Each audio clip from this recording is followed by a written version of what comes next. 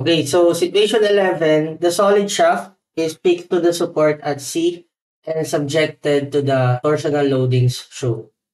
Calculate the shear stress at point A. So similarly with what we have done sa actually loaded members, inaalam muna natin yung internal force na nade-develop dun sa point, no? Bago tayo mag-compute ng any kind of stresses. So if we want to calculate the shear stress at this point, we should know first the torque, the internal torque that develop at this portion, no? So we can draw the free body diagram. So we can represent this as 2D para madaling maintindihan, no? So let us draw the shaft. Kapag axial force, di ba, ganyan lang, mga forces along the axis. Pero kapag torque, we usually represent that as 2 arrows, no? So for example, the 10 kilonewton meter that is applied clockwise, no? So pwede kayo magkaroon ng sign convention nyo, no? Let's say, kapag clockwise, pwede nyo gawing to the right, no? Or vice versa. Nasa sa inyo. Let's say, ang gawin natin kapag clockwise, let's say, to the left. So, nire-represent natin siya as double arrow. So, ibig sabihin, at that location, meron tayong torque na clockwise to the left, no? That is 10 kilonewton meter. And then, dito sa dulo, meron tayong counterclockwise na 4 kilonewton meter. Okay?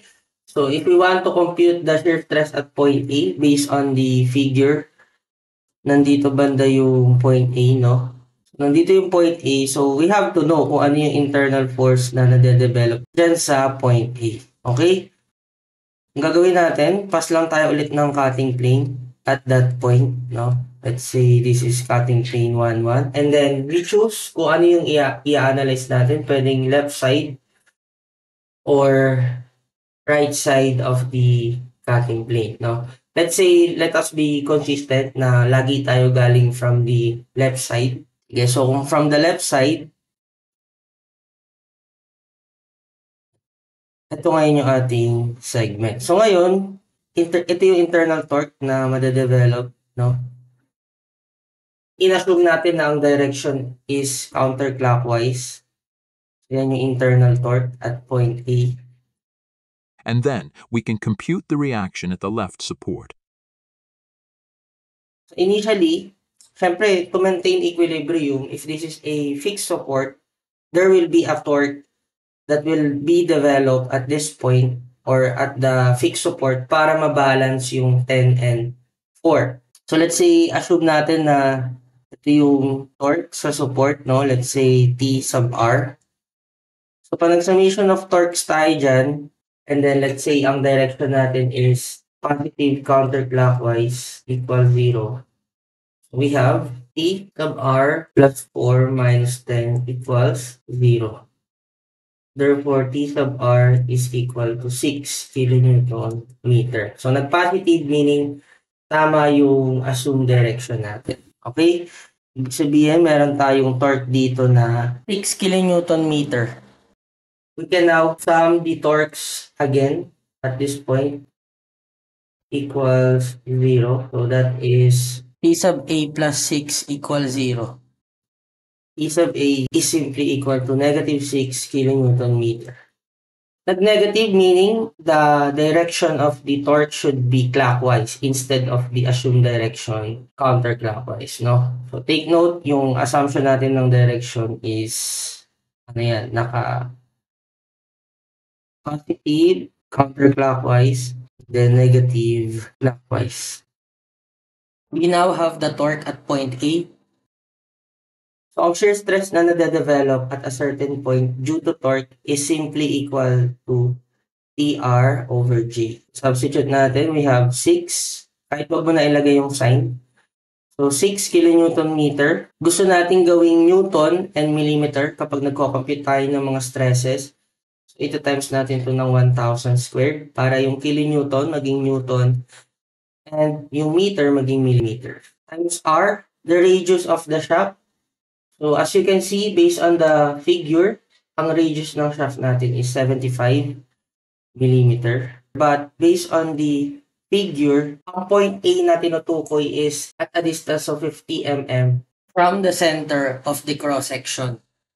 Let's say ito yung shaft natin. Yung R dito sa formula is the radial distance, not the radius of the shaft. The radial distance kung saan yung point na gusto mong kunin yung stress. With dyan sa nakikita nyo sa figure, ang tinutukoy na point A is at a distance of 50 mm from the center. So, yan yung ibig sabihin ng R, yung radial distance from the center. So, this will be 50 and then divided by J. Take note, ang J natin for circular shaft is pi over 2 r to the 4th.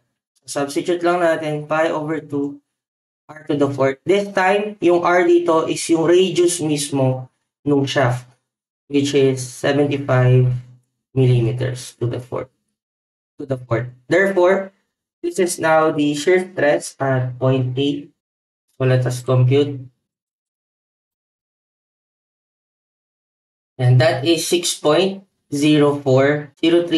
megapascal or 6.04. That is letter A. No? And then next, at point B naman. So let's say, so si point B, based dun sa figure, nasa pagitan ng 4 and 10. No? Somewhere in between. Nandito banda si B. Let's say ito.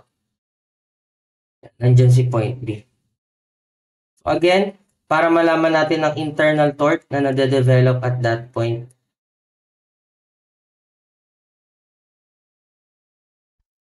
Analyze natin again yung free body diagram. Let's say we consider the left side of the cutting plane.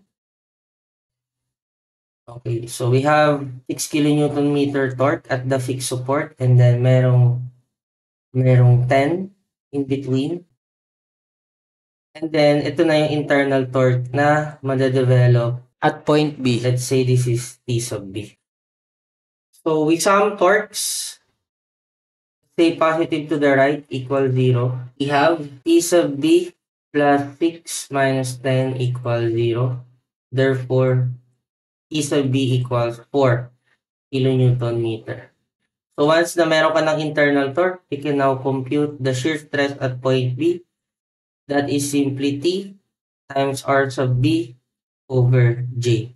So this time, yung radial distance na tinutukoy at point B is at 75 millimeter.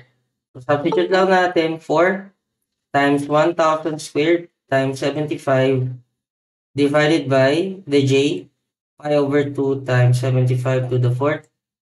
So this is now the shear stress at point B. So let us compute. And that is 6.036 megapascals.